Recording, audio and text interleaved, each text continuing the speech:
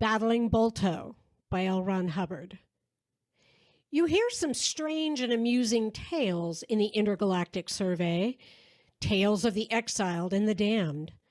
Men, foregathered in some inhospitable system, 2 jumps beyond forever from the nearest lighted window, and far removed from the ordinary mediums of amusement, depend perforce upon themselves.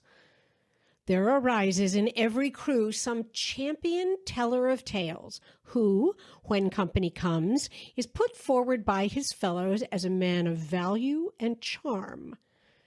One would suppose such stories would be of high danger, sudden demise, and new planets won, but this is never the case. The further the crew from its outflung base, the more intimately the yarns concern home. Wandering around the stars, I have often been the target of champion tale-tellers, and I wish that I had the memory to repeat 1/100th of what we laughed and wept about at the universe's end. Many of them, I suppose, in less glamorous and vigorous settings, told to men less abused by fates and the outer dark, would prove dull. But whatever the setting, whatever the audience, I do not think any such charge could ever be leveled at Battling Bolto. He was a huge ox of a man with a fitting sense of his own gullibility and weaknesses. He came from some system I will not name because he is badly wanted there, a common thing in the survey, or how else would it ever recruit? He was fully 7 feet tall, and he had all the marks of one who had been raised on a gravity and a half.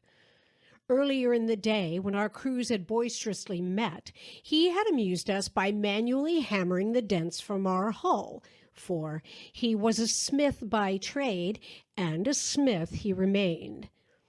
His companions, when the fire was burning down, urged him on to tell his tale for us, and after much bashful twisting and applications to the jug, the majority prevailed, and he began to talk in a mellow roar, which I am certain he believed to be quiet and fitting in this lonely, strange-starred night. I wasn't cut out to be a rover. It was a woman that did it. He settled himself, took another drink, and grinned into the fire. I guess I never had much luck in keeping people from coming over me. Down in Ergo Major, where I was born and raised, folks counted on me to become a pillar of the community and an example to the very young. And I would have, if Amy and the professor had left my life alone. Gentlemen, beware of professors, but they ain't a patch on women. I had a shop, and I shoot a 6-footed beast we had for a living, and I mended people's pans and was all set to lead a comfortable and useful life when Amy got to watching me in church. Pretty soon, she was walking me home from church, and then she was expecting me to call Wednesday night. The first thing I knew, I'd proposed to her. I can't rightly say just how it happened, and for 2 or 3 weeks afterwards, I kept wondering how it was I got engaged. And to this day, I don't recall saying a word about it. But we were posted up as likely bait for the parson, and there I was. She'd come over me. Wasn't any hurry about the marriage, but then I guess there isn't any hurry about anything down on our planet. Amy was planning this and that and arranging the house Pop left me, and everything seemed to be pretty smooth. And then one day, this spaceship landed. Professor Crack McGowan, he called himself. And the big banners he hung out said that he sold robots for every purpose known to man. I figured this was going a little far, but I went down with the boys and we stood around and watched while he put on a show. Wasn't much. He had a robot that clanked around and gave a lecture, and he had 2 men, humans, in the crew that shifted through the crowd handing out literature. The robots was awful cheap, But our planet is pretty poor, and he didn't make many sales. And then I found my watch was gone. Pop had given me that watch, and I wasn't going to part with it amiably. I don't get mad very often, but I got mad then. We've been free of crime ever since the carnival came through, and I figured it was the little goose-faced character that come through with the literature. So I grabbed him, held him upside down in the air with one hand around his ankle, and searched him. I had just found my watch when I felt something hit me that I figured must be part of the planet come loose. I got up and saw us facing a man from some two-gravity world who had fists like elephants' feet and a face like a handsome ape. So we tangled. Folks cheered around there, and this professor danced on the outskirts, and the town cop held his peace. Chunks of turf as big as your head was flying like confetti, and the display stand took on the happy appearance of a junkyard. We had a good time. And then this character laid down and quit. Well, an hour or so later, when the doc had brought him around, Mike, our cop, agreed to let me go. And I went back to the shop to wash off some blood and pieces of skin and hair. And here was this professor waiting for me. I've got a job for you. I'm partial to brawn, and I got a good job. I am Professor Crack McGowan, and I own a roaring good business that will let you see the universe. Now, how about it? Well, I explained I was happy and content. But the more I explained, the higher his wages went, and pretty soon I could hear a cooing voice, and there was Amy. After that, all the dealing bypassed me cold, and I found out a few days later, when we was sailing along at a couple of light years, that I'd been hired on as a smith for 6 Earth years, a third of my pay going back to Amy to compensate her for the wait. They'd come over me again. But I didn't know anything yet. The bruiser I'd whipped and the little guy were gone, and a couple humanoids helped in their place. I spent all my time back in the workshop turning out robot skins. Never even had the run of the ship, which was a big one. She was called the Opportunity, which name, I might add, didn't include me. I knew she had some other workshops, but they were always bolted down. She had a couple of storerooms, and they had things in them which looked like coffins, and which I guess must hold the robots he sold. I made nothing but metal skins. The professor would cart them off, and that's about all I knew about them. And this kept up for about 2 months of travel, until I was sick of looking at my distorted reflection in curved plasteel, my face not being anything too wonderful to begin with. And then this professor comes back and he tells me to start on a new big skin of a certain design and size of a new metal.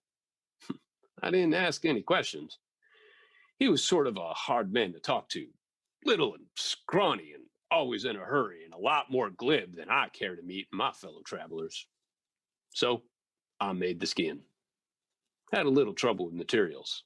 Kind of faceplate he wanted wasn't aboard, so I tore up the only spacesuit. When I'm done with it, he says, Now, put it on. Put it on, I said. Why? So I put it on. He'd come over me again. I sure felt silly. It had joints for all my joints and a visor in the face that you could look out of but not into, and a goofy helmet on it. And when I saw myself in the glass, I almost got scared. Gruesome. Now, that's fine. We land in about 3 hours, so you might as well stay dressed. Why dressed? I said. So I stayed dressed and we landed. It was a pretty planet, mostly bluegrass and orange trees and a sprinkling of humans in the crowd. Before he opened the port, the professor said, Now, I want you to go out there and move around and demonstrate things. It's just a joke, and we'll take off your helmet at the end of the performance, and they'll all laugh. So go outside. Well, I went outside in this tin suit, feeling like 7 kinds of idiot, and clanked around. And the people all looked interested and polite, because it was a religious holiday and they didn't have anything else to do anyway. And spaceships from strange places were unusual in these parts. Then the professor puts up a stand, and his two humanoids begin to spread this banner. It read, Battling Bolto, the robot boxing champion of the universe and subdimensions. $10,000 prize to anyone staying with him 2 rounds. Well, robots were common enough, even if they were expensive as the dickens, and a boxing robot wasn't too much for me to wonder about. And so I stood and stared at the space lock, waiting for this wonder to appear. And then I felt the professor's hand on my arm, and by golly, I was battling Bolto. He'd come over me again. The hicks stood around, and the crowd got bigger, and the professor put on a spiel about his special farm robots, and people were real interested. Now, gentlemen, I have planned a little exhibition just to show you how magnificent our product really is. You all know that most robots are delicate, that they have a poor sense of direction, timing, and balance. But, gentlemen, this is not true of our product.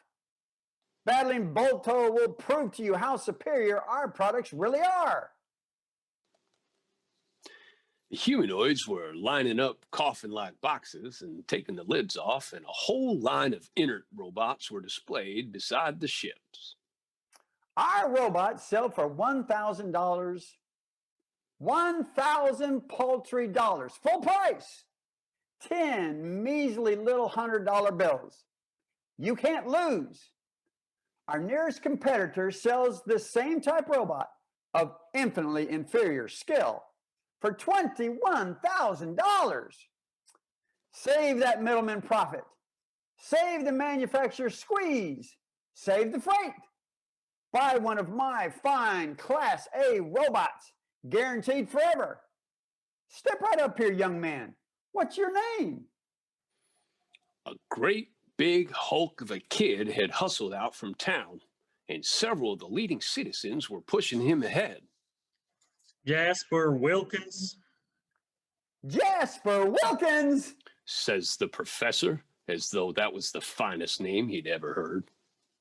Now, Jasper, are you sure you want to go 2 rounds with Battling Bolto? He's the country champion, Yelled his backers. Yep, I guess I do, said Jasper, and they began to make a ring for us. Well, I was just coming to life. All of a sudden, I was suspicious that the professor wasn't going to tell anybody about my not being a robot. And I figured that going up against this Jasper Wilkins was pretty unfair. He was bigger than me, but I was wearing ply steel, 30 proof. And I had on gloves that would have gone through a hole. And I was trying to figure out what would happen if I called the professor down when I felt somebody putting a great big pair of boxing gloves on me. And somebody else was shoving me from behind. And the professor says sternly, in a monotonous voice, Bolto, go in and fight. Young man, Ugh. Right about then, I started to say my piece, but this young Jasper Wilkins was eager. He let me have one that almost broke my neck, and after that, things got blurred. The crowd kept screaming, and the face of young Wilkins kept getting in the way of my punches, and the ground shook, and then there he was, down for the count before the first round was done. His friends picked him up, and the professor started his talk. I was to hear that talk pretty often. Here's $500 for the young man because of his pluck. Nobody can beat Battling Bolto, but Battling Bolto is only an oversized example of our wares. They are all reliable. They are all deadly. They do your work and fight your battles and slave for you 24 hours a day. Unless you have their code, they will not work for you nor move. Now step right up. Well, he sold 30 robots. There's the directions. Take them into a field and practice pitching your voice, and finally, you will have them at your command. First, set their receivers to respond, and then master their actions. Don't experiment near a crowd because they may go berserk until you know their management. There you are, sir. Cart away the box. The humanoids nailed on the lids and handed them out, and then we were in the air again. I waited in the passage behind the control room until the professor came out. I quit, I said. Take me back where I came from, or I'll beat in your skull. I don't play that way, and I won't ever again. Now, do we understand each other, or shall I argue it out in my own way? It would have been pretty simple to drive him through the floor with one blow on the top of his head. I wish I had. My valiant friend, look before you leap, or should I say, beware of whom you seek to destroy. I am very much afraid that you were slow in understanding my explanations of your job. I told you all about it, and it's in your contract, plain as day. Just so. Put me down where I can get passage home, I said. You've got plenty of robots. Fix one of them so we can box. Alas, robots are not sufficiently well balanced to follow that manly art. But you told those people back there, the robots you sold them are supposed to. Alas again, my handy smith. Not only do those robots know nothing of boxing, they are woefully ignorant of other things as well. But you said. Friend, what I say does not alter the fact that we have just sold 30 empty shells. They do not work, neither do they spin. You made all there is to them. You should know. Hey, the Galactic Police will hear of that. In the years to come. But space is wide, Smith. Space is wide. A horrible thought hit me. Those robots you sold to my own planet, were they? Alas, 'tis true. They were but empty shells. And I fear, Smith, that you delivered several yourself just before we left. So I shouldn't think about going home just now. I was getting hotter than the tin suit made me. How many did you sell back there? 18, my friend. Give me the 18,000 and send me down so that I can go home and repay my friends. He thought about this for a while, and then his face got bright. Tell you what, Smith, if you'll just fight 18 fights for me, I'll pay you a bonus of $1,000 for every fight. Then you can have your wages and go. No one will have seen you. Only your home planet will suspect you. And with their money refunded, they will think you are at least a hero who has saved the day. That will give you 10,000 in wages, 18,000 It would take me 2 years to earn that much in wages, I said. I won't stay. Ah, no. Your wages have just been raised. Now, will you go back to your shop and let me to my own work? He left me. After a while, I went back, took off the robot suit, and picked up my hammer. He'd come over me again. Well, I hate to tell it the next few months. We were in a close pack of stars, and we could make a lot of stops, and I sweated in the shop to keep up with demand. I was ashamed of myself, every blow I struck with my hammer. But what else could I do? I wasn't going to be in exile forever, and a smith that could make 18,000 on our planet in half a lifetime hasn't been born. What with the galactic taxes and the tithe to the Lord that owns the automatic launching site there. So I squirmed, but I worked. And I cussed myself, but I fought. I could weep when I think of the poor country lads I messed up in the next few months. Having metal doesn't completely protect you. You rattle around in it.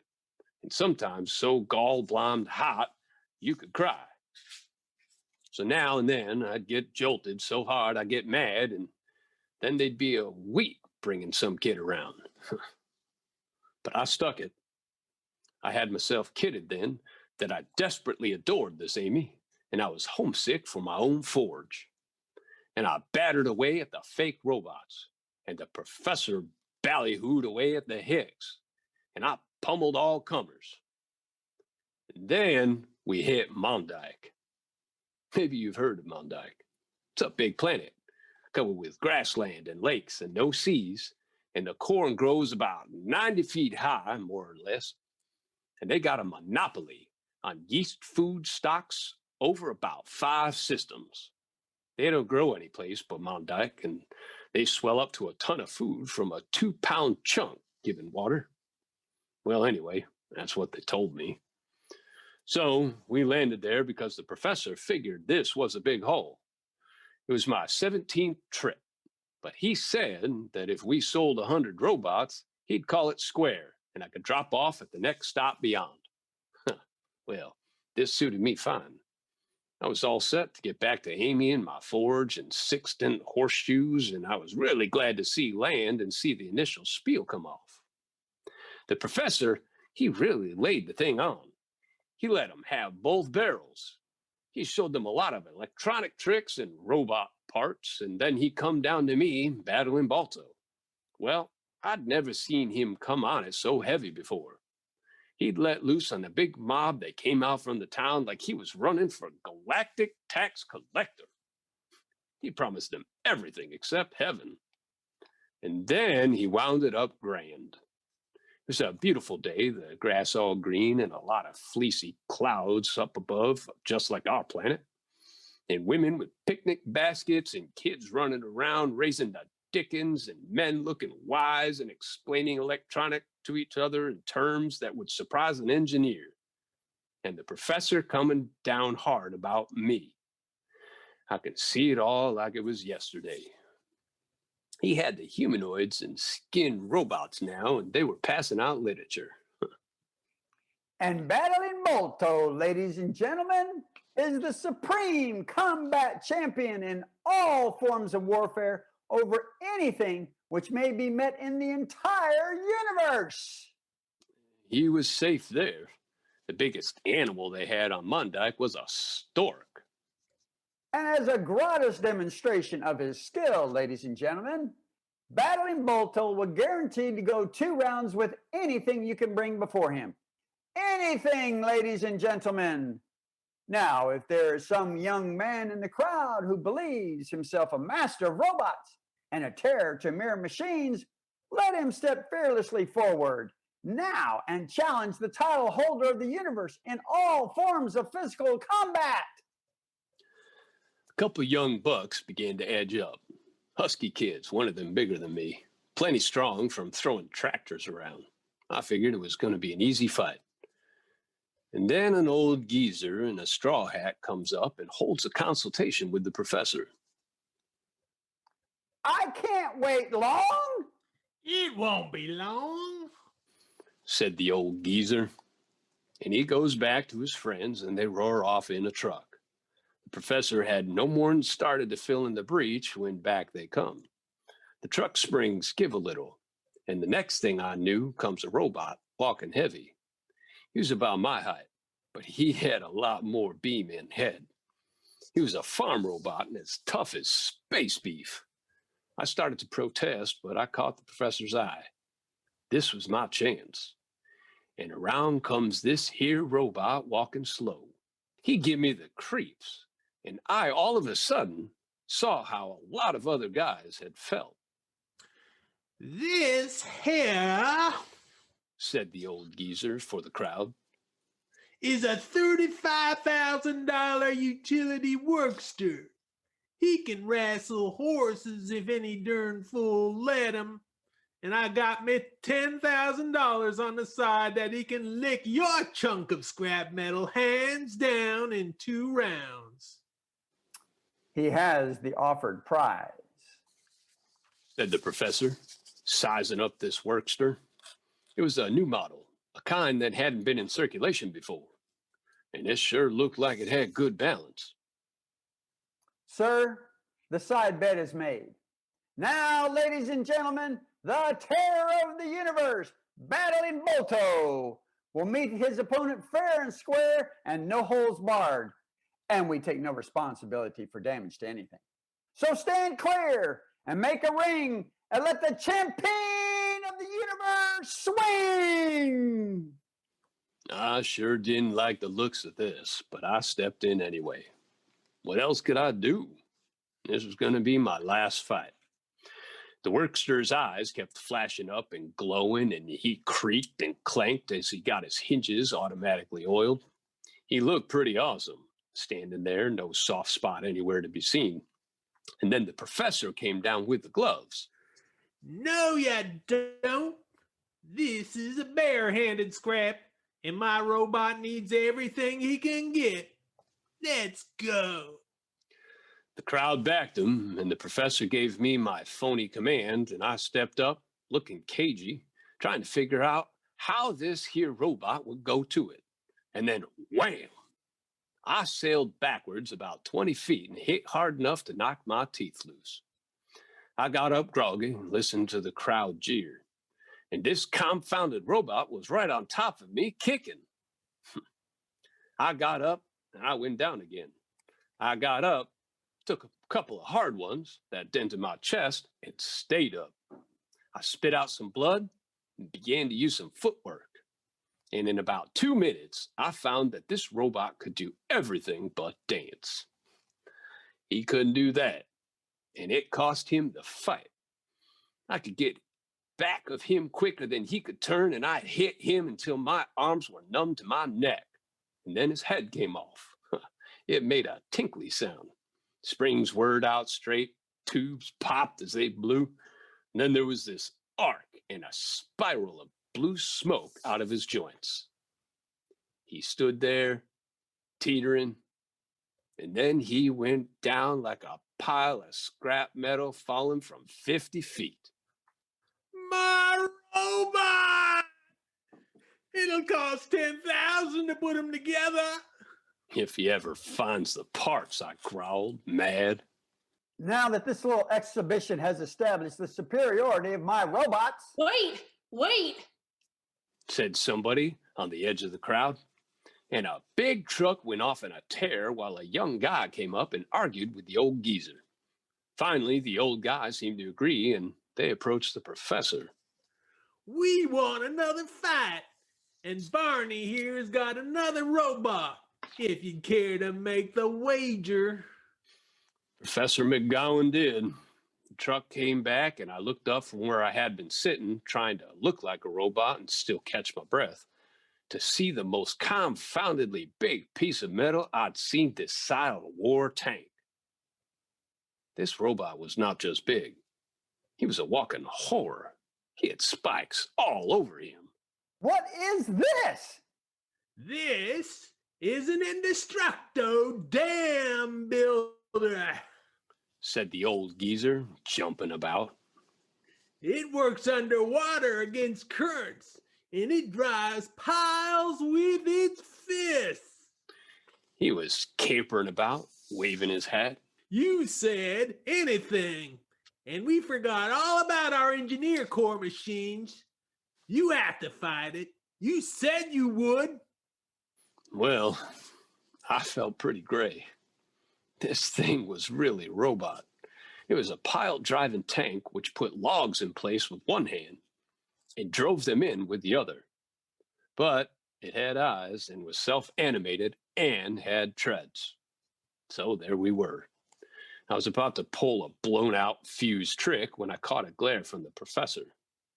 The young guy, and I saw now that he had an engineer uniform on, was pointing me out carefully to Indestructo. Log, you drive. Log, you drive. Robot, you fight. The professor said to me. They made the ring again. The thing's treads sank in the soft grass, and he churned at me. He was used to battle currents. Nothing could knock him off his feet. I was already numb from the first fight, but I started in there anyway. What could I do? Well, I took a swipe at him from the side, and he wheeled. I went around and took another swipe, and he wheeled again. One hand was pawing out with yard-long fingers, ready to wrap around my body. And the other was a natural fist, weighing a couple 100 pounds, ready to come down on me when the fingers connected. I kept going around back and hitting. It was like trying to knock an anvil in half. It was such a pleasant day, and the crowd was so pleased, and the hand kept reaching for me, and the fist stayed poised. I wondered how proof I'd made my own headpiece. I began to question my own forge work. And I kept circling, kept hitting futile blows, and the time for the 2 rounds sped along. Finally, I figured I had my chance. I saw where the skull turret joined the body, and I saw that it had some folds of metal to let it go up and down. If I dared get in and up that close, I might possibly make one hard blow count. It'd be like putting my fist through a half-inch of steel, but my fist was steel-shod too. So I dived. So it caught me. So the fist came down. The only thing which kept me alive was busting 3 of its fingers off. But the hammer hit me a glance on the chest, and then I knew no more. I must have been flung a long way, something like a billiard ball. And I must have hit the hull of the ship because there was a dent in it. But where I was, it was cool and pleasant, out of the sun. And there I was content to stay. Nobody had come near me, and the crowd was wild. I thought they were silly cheering a robot until I got to my elbows and looked between some legs. And there I beheld the strangest sight I ever hoped to see. A 10-foot robot was dancing around indestructo like a fuchsia native around a missionary.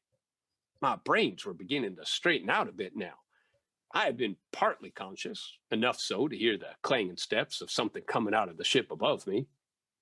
Somebody was leaping around, watching and holding a sheaf of bills which looked like a bet big enough to buy a star. The professor was bellowing commands into a funny box, and the battle royal was raging. Indestructo kept wheeling, but the 10-foot giant kept dancing.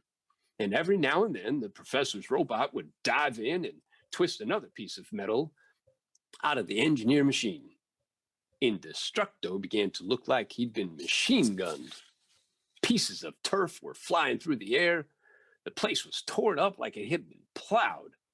And the whir of those machines was so quiet under the scream of the crowd that it gave me the creeps.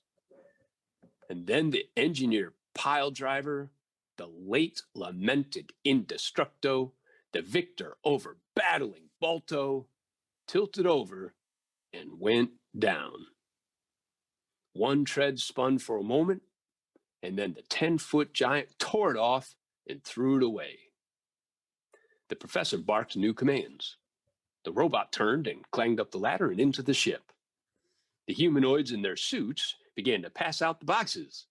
The old geezer sat down and began to mourn about how he'd mortgaged the farm, and I lay there and blinked. After a while, I got up and went into the ship. I walked stiff, and it wasn't an act. The last of the boxes were sold, and the professor was given his final caution about training the robots in an open field first, and some of the purchasers were trying to pry off the lids they'd just seen nailed on. And all in all, brothers, it was time to go. Sorry I lost, I said to the professor. Why, as for that, I expected you would sooner or later. But you gave me a wonderful scheme, and I have had time to build some real robot fighters that I wouldn't be any risk about. So, my valiant Smith, we part. Wait a minute, I yelled. You can't jip me. Can't I? Those people out there would kill me if they knew. Look here, Professor McGowan. I know what you look like, and the Galactic Police will be pretty interested in an accurate description of you and your ways. You can't get away with this. I'll make you known to every planet in the whole universe. I'll see that you're hunted down, and that... Oh, will you? And he reached up to his face, and he throws a spring catch, and there I am, staring into a set of wheels and tubes behind the lowered plate. It gave me a terrible turn. and a voice from one of the staterooms I'd never seen open barked. Outside with them both. I heard a whir and then a clang, and I looked up to see 10 feet of giant robot getting set to knock me 50 miles. I backflipped out through the port and hit in the turf, and the McGowan robot hit beside me with a clang. The ship's lock closed, and I grabbed at its tail. I'd been come over again, and it was gone. The man paused and took a sorrowful drink, and then, on urging, finally resumed his tale. What did they do? Heck, what else could they do? There I was, a man posing as a robot with a robot posing as a man. What did they do with me? They sent me into the galactic prison, of course, and I worked for a long, long time on those mines.